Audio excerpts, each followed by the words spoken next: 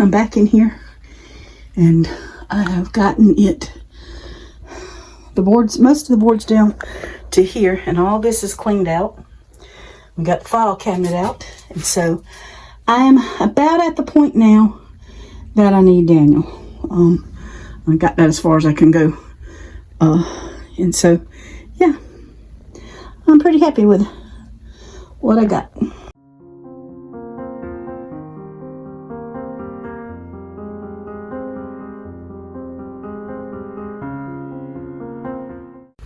So we're at a spot that I can't get on my knees like that. So Daniel is tearing out for me, and he's just going to throw the boards up there. And we've got a thunderstorm out right now, so I'm not going to throw the boards out, but tomorrow I can throw the boards out.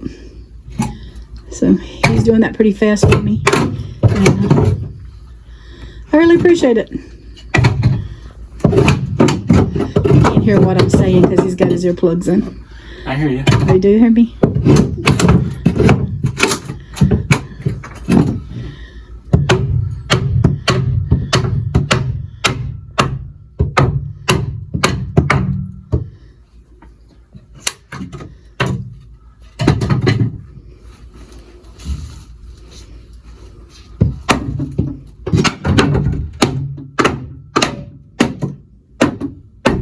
So I have to beat on that and pull on that and twist it and turn it to get it out.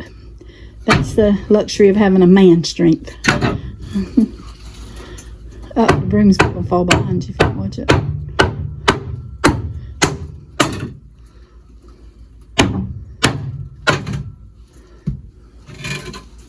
You asked me if I wanted it done quick, didn't you?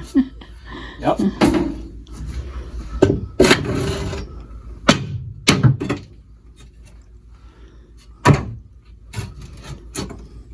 You said yep.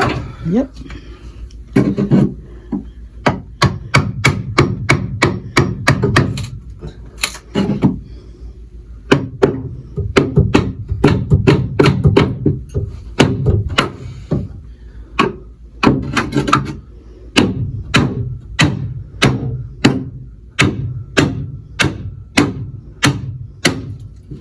That's being a stubborn little piece, Ann.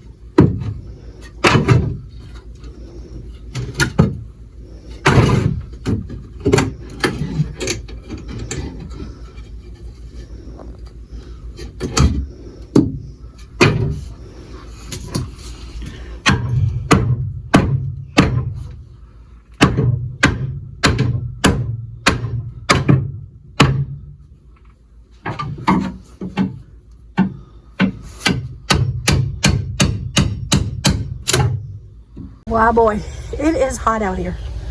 My glasses, I just stepped out and my glasses are steaming. It's raining. Look how beautiful the cloud is.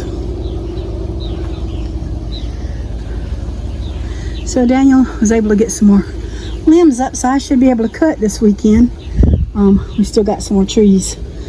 That's got to be done something with. But looking good. But I just want to come out and show you the cloud. It's hot, but I feel a little breeze.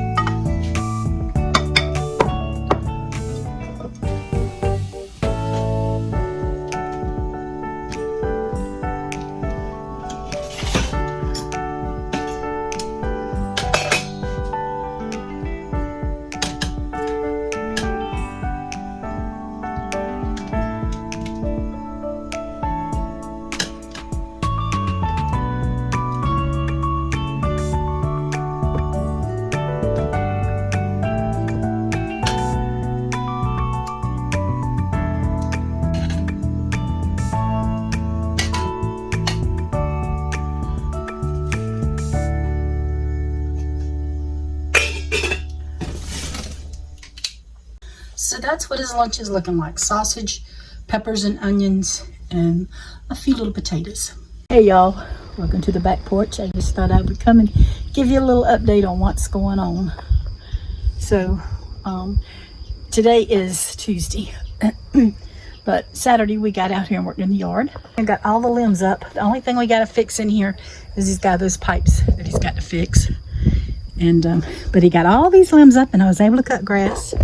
It's looking so much better. We got to do something. He's got some weed eating around here he's got to do because we still got some, you know, when you cut down a tree, it just puts out other little trees. And the only thing he's got to get up out here is he's got a tire and he's got that old stump that, not stump, that's a piece of the tree. He's got to get it. And he wants to get that up, it'll be clean in here. Look at the little goats. They're looking at y'all. They're just so cute. So I was going to invite you on the front porch to have a little visit, but it's a little warm out there and I don't want to get about mosquitoes, and I'll explain things to you in a little bit. But can you see? I got a new pair of glasses. Strike 3 and you're out. So the first pair I got the progressive, and I couldn't see out of them. I still have them. I bought the second pair and I could see out of them fine. The problem was when I first got them, I was wearing them and I didn't have any problems with them. They were well, the same size lens, but they were bigger because of the frames, but and they were longer legs. And when I got to feeling better, I started getting up, moving, and they kept falling off my face. So I ended up going again and getting in touch with him about getting these glasses. And I had to send the other pair back, and then I paid $3.16 more to get these, and I really like these. They got the little, let's see if you can see them. I like the legs. My youngest granddaughter says, "Oh, grandmama, they sparkle." I like sparkly things too, but these are a better size, and I don't have them, you know, all glasses slide some, but they've just been better for me. The two things about them I don't like, I do have bifocals and there is a line. They just have these a little higher than what I would like. I like that had them just a little bit lower. And their transitions, they do transition, but very little. I didn't think my old glasses transitioned very much, but compared to these, my old ones did. But these, very little transition. So I have to, my sunglasses does not go over these because they're too big. So I'm having to go back to that little clip-on thing. What Daniel calls the grandma glasses. That's okay. Try to help me.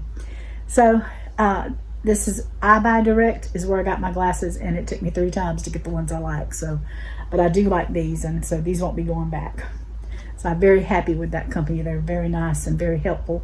And you know, for somebody who's never ordered, and was still learning, it was still cheaper than way cheaper than the doctor's office. So yeah, I would highly recommend them. So excuse me, let me tell you what's going on now. You know, 3 weeks ago I had a sinus and ear infection and my stomach was messed up, and I got an antibiotic. I took the antibiotic. I got to feeling better. I still was having a lot of congestion in my chest. Well, Saturday, I told you we worked in the yard. And then after we worked in the yard, we went for, I think Daniel said it was 11 miles. We rode on our e-bikes. Y'all, those e-bikes, I have shocks on them, but they still bounce up and down, especially on those bumpy roads, you know, boom, boom, boom, boom, boom, boom. So I come home, you know, you're tired because we've been, I cut grass, but we had a lot of stuff that we done a lot of burning too. So that was a lot of walking for me, which was good for me. So I was really tired. And Sunday morning I got up and I was hurting in my side, on my right side, really bad. And every time I took a breath, it hurt. Now I've had a broke rib, and I know how that feels, and that felt a lot like a cracked rib. So I thought it might be possibly a cracked rib. We went to church. We went to the nursing home afterwards, and everywhere I went, it was like trying to catch a breath, a hard breath, because it hurt so bad. Sunday night, oh my goodness, let me tell you, I got in the bed. I went to bed at 11 o'clock. I laid down and I had to get right back up. I had a panic attack because I was hurting so bad I could not catch my breath with my side hurting so bad. I had to cut the light on when Randy was alive. I think, there was times I had to get up and get some kind of light going. Not very big, but especially since he passed, I'm more out to have panic attacks. And it's just a trick of the devil. I know that. But it just got me so bad that I felt like, I don't know how to explain. If you've never had a panic attack, you won't know what I'm talking about. But if you've had a panic attack, it's like something you're going to explode if you don't get some help. And I started praying, Lord, help me. So I could not get comfortable in the bed. I popped pillars up several different ways, and I just could not get comfortable. So I came back in here. The recliner hurt too. I couldn't get any relief for the recliner, but I was able to put my pillar long ways behind me and lay my head back on it, and lay the recliner back. That was the only way I could get any kind of sleep, which, I have a clock that goes off every hour.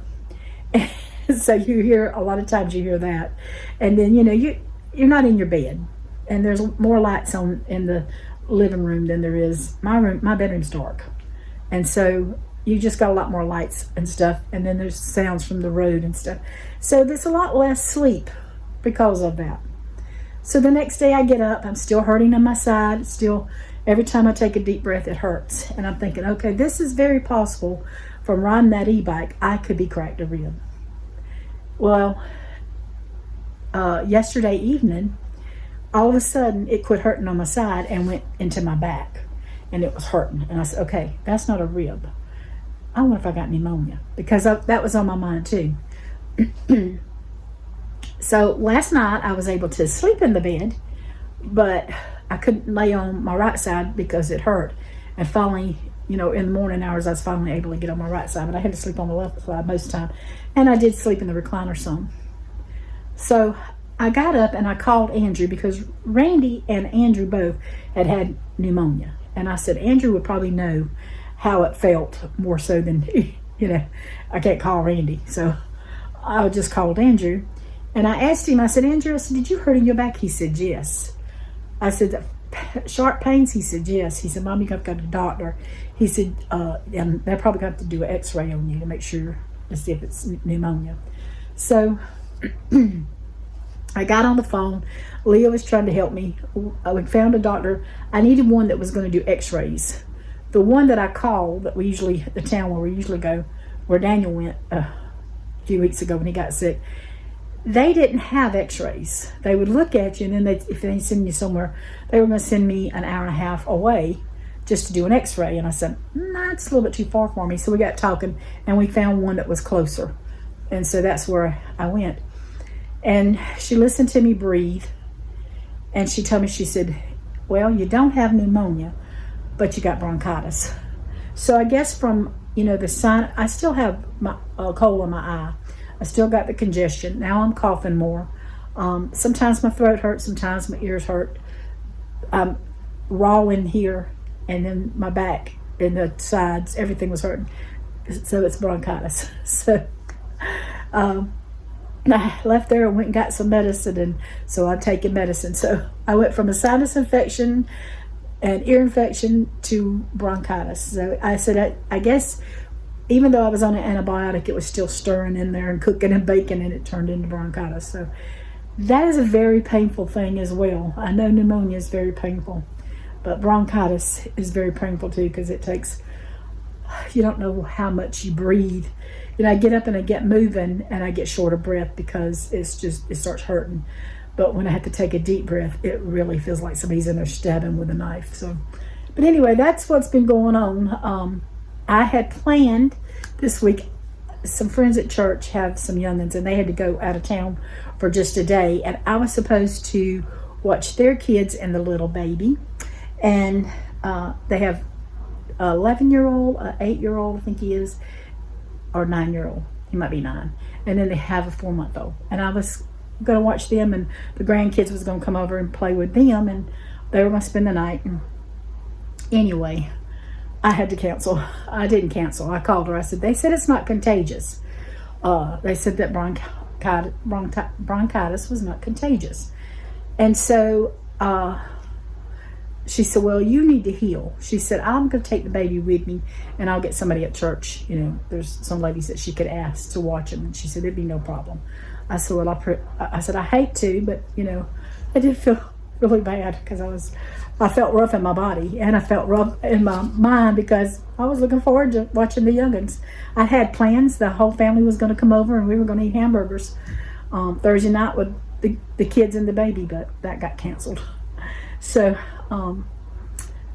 anyway, I told them we would do it. We talked about it. We'd do it later. But anyway, the sickness again has hit at my house. I'm so tired of it. Like I told y'all, it has been something every month since January, and this is no exception with this. I got home and I just didn't feel like doing nothing, and I told Daddy to bring us home a Chick-fil-A sandwich, and he brought home Chick-fil-A, and I got in the recliner and got the heating pad and got the pillow and nighty-night for a little while. So hopefully the medicine that they prescribed me will clear this stuff up, and I'll be back to normal before long, because I was really worried, y'all, that it was that it was my e-bike. I was getting a little upset thinking my e-bike has broke my rib, and now I'm not going to be able to ride my e-bike for a while, but thank the Lord it wasn't my rib. So hopefully I will be in my bed tonight with a good night's sleep, because I have not been sleeping that great with this stuff. Just giving y'all an update here on life on Shumpert's Hill.